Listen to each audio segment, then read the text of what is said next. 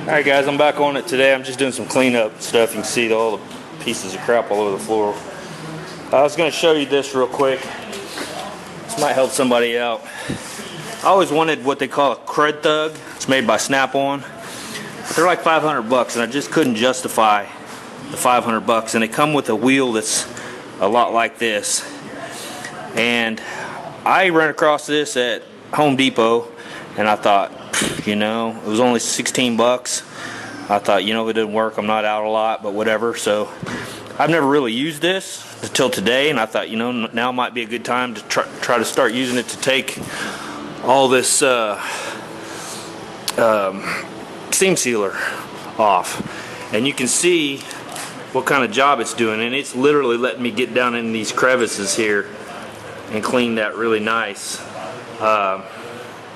And I'll show you how it works here in a second. But anyway, yeah, Home Depot. This is the Home Depot app, and $16.97. So you can mount it in the drill. You can't spin it over 4,000 RPM. So one thing that I noticed is, you know, if you don't have a decent battery, and I've got one battery that's kind of crappy, it doesn't want to last very long. This one's been doing pretty good. But you may end up wanting to get you an Air or something that'll spin 4,000 RPMs or less, so that you know you don't want to fling this thing apart, because it is just plastic, but it is really tough. I've really put it through the ringer here, and it's working pretty good. So I thought I'd kind of give you guys a heads up on that, and I'll show you how it works here in a second. You can see I've got a little bit of seam sealer I need to take off of here. So I'll get the tripod and set this up real quick.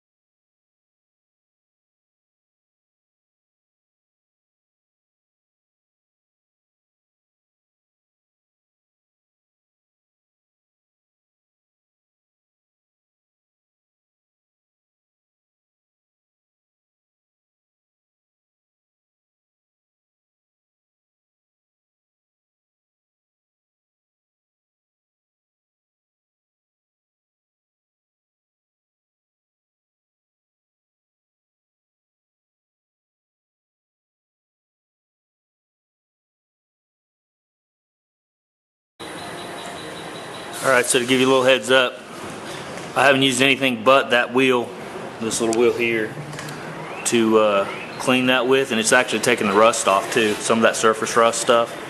You can see it's done a pretty good job. I mean, I'll go back over that again with probably something else to kind of get it nice and shiny, which, you know, it is pretty good, but I mean, there's some crevices I'll have to get into. But you can see what it did look like here. I haven't got to that area yet. So yeah, not bad for 16 bucks. So, you know, just throwing it out there. You don't have to go buy it, but you know, if you're a tool whore like I am and you find something that kind of works, it's kind of cool to, I think it's kind of cool when guys throw that stuff out there and say, hey, this kind of works pretty good. So, you know, you might want to try it. I'm sure there's other things. Maybe a regular wire wheel works as good. I don't know. I've got regular wire wheels, but usually they fling the little wires out and stick me in the face, so I'm not a real big fan of those. But that one there, it's got pretty heavy duty. Those are pretty heavy duty wires, and I've been using the shit out of this over the last few days, and or over probably last week before I went on vacation, and it's just not even bent. Hadn't even been any of the wires up or anything. So looks like it's going to last pretty well. So anyway, yeah, there you go. Another tool for you. I'm thinking I'm going to go ahead and pull all this out and clean it up, maybe sandblast it and epoxy prime it, get it all, you know, nice and clean. I'll probably do the same under here, probably go ahead and see there, probably go ahead and just clean that up, sand it down, and shoot some epoxy primer all up in there and clean all that up. I'll have to take all these gauges and stuff out. But while I'm in here, I might as well go ahead and do that. And yeah, this thing here, probably pull that out, clean it up too. Clean all this stuff. I'm probably going to try to shoot up inside here with something. It's going to be a bitch to scuff up in there, but up in those, in the seams there, I might try some of that internal frame coating, or because it's got something, I forgot what it's called, but anyway, it's got some stuff that kills the rust or whatever, so I may run some of that up in the seams.